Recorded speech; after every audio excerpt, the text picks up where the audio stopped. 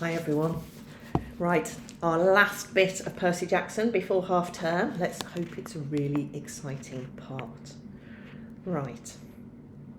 Right after we visited, Annabeth continued, the weather got weird, as if the gods had started fighting. A couple of times since I've overheard satyrs talking. The best I can figure out is that something important was stolen.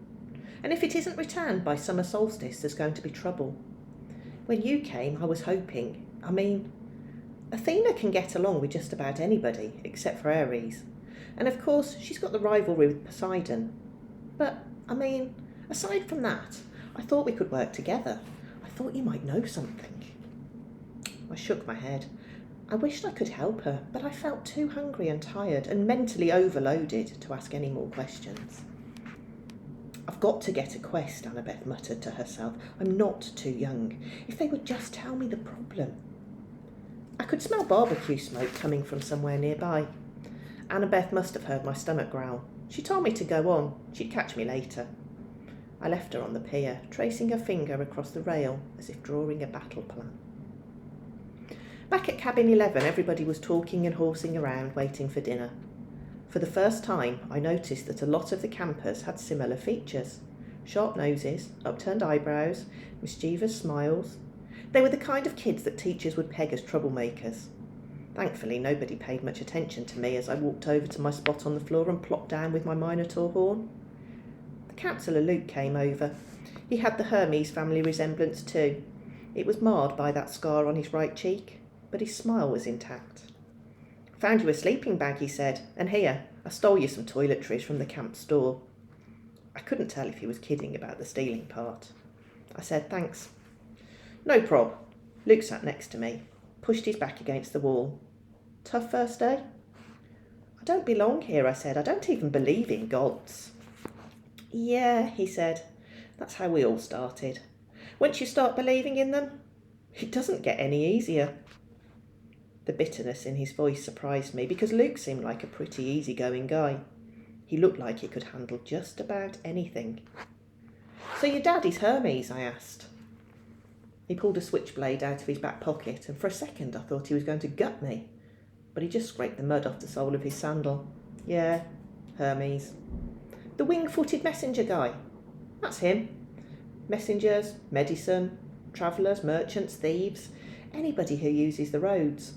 That's why you're here, enjoying Cabin 11's hospitality.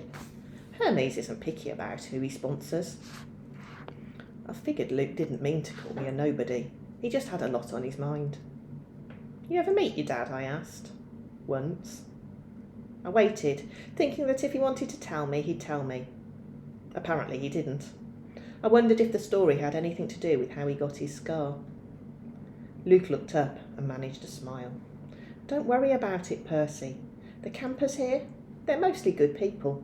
After all, we're extended family, right? We take care of each other.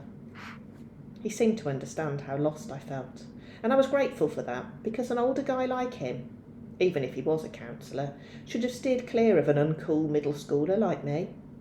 But Luke had welcomed me into the cabin. He'd even stolen me some toiletries, which was the nicest thing anybody had done for me all day. I decided to ask him my last big question, the one that had been bothering me all afternoon. Clarisse, from Ares, was joking about me being Big 3 material. Then Annabeth, twice, she said I might be the one. She said I should talk to the oracle. What was that all about? Luke folded his knife. I hate prophecies. What do you mean? His face twitched around the scar. Let's just say I messed things up for everybody else. The last 2 years, ever since my trip to the Garden of Hesperides went sour, Chiron hasn't allowed any more quests. Annabeth's been dying to get out into the world. She pestered Chiron so much he finally told her he already knew her fate. He'd had a prophecy from the oracle. He wouldn't tell her the whole thing, but he said Annabeth wasn't destined to go on a quest yet. She had to wait until somebody special came to the camp. Somebody special? Don't worry about it, kid, Luke said. Annabeth wants to think every new camper who comes through here is the omen she's been waiting for. Now, come on, it's dinner time. The moment he said it, a horn blew in the distance. Somehow, I knew it was a conch shell, even though I'd never heard one before. Luke yelled, 11, fall in. The whole cabin, about 20 of us, filed into the commons yard. We lined up in order of seniority, so of course I was dead last. Campers came from the other cabins too, except for the 3 empty cabins at the end, and cabin 8, which had looked normal in the daytime, but was now starting to glow silver as the sun went down. We marched up the hill to the mess hall pavilion. Satyrs joined us from the meadow. Naiads emerged from the canoeing lake. A few other girls came out of the woods. And when I say out of the woods, I mean straight out of the woods. I saw one girl, about 9 or 10 years old, melt from the side of a maple tree and come skipping up the hill. In all, there were maybe 100 campers, a few dozen satyrs, and a dozen assorted wood nymphs and naiads. At the pavilion, torches blazed around the marble columns. A central fire burned in a bronze brazier the size of a bathtub. Each cabin had its own table, covered in white cloth trimmed in purple. 4 of the tables were empty, but cabin 11's was way overcrowded. I had to squeeze onto the edge of a bench with half my butt hanging off. I saw Grover sitting at table 12 with Mr. D, a few satyrs, and a couple of plump blonde boys who looked just like Mr. D. Chiron stood to one side, the picnic table being way too small for a centaur. Annabeth sat at table 6 with a bunch of serious-looking athletic kids, all with her grey-green and grey eyes and honey-blonde hair. Clarice sat behind me at Aries' table. She'd apparently gotten over being hosed down because she was laughing and belching right alongside her friends. Finally, Chiron pounded his hoof against the marble floor of the pavilion and everybody fell silent. He raised a glass. To the gods! Everybody else raised their glasses. To the gods! Wood nymphs came forward with platters of food. Grapes, apples, strawberries, cheese, fresh bread, and yes, barbecue. My glass was empty, but Luke said, speak to it. Whatever you want. Non-alcoholic, of course. I said, cherry coke. The glass filled with sparkling caramel liquid. Then I had an idea. Blue cherry coke. The soda turned a violent shade of cobalt. I took a cautious sip. Perfect. I drank a toast to my mother. She's not gone, I told myself. Not permanently, anyway. She's in the underworld. And if that's a real place, then someday... Here you go, Percy, Luke said, handing me a platter of smoked brisket. I loaded my plate and was about to take a big bite when I noticed everybody getting up, carrying their plates towards the fire in the centre of the pavilion. I wondered if they were going for dessert or something. Come on, Luke told me. As I got closer, I saw that everyone was taking a portion of their meal and dropping it into the fire. The ripest strawberry, the juiciest slice of beef, the warmest, most buttery roll. Luke murmured in my ear, burnt offerings for the gods. They like the smell. You're kidding! His look warned me not to take this lightly, but I couldn't help wondering why an immortal, all-powerful being would like the smell of burning food.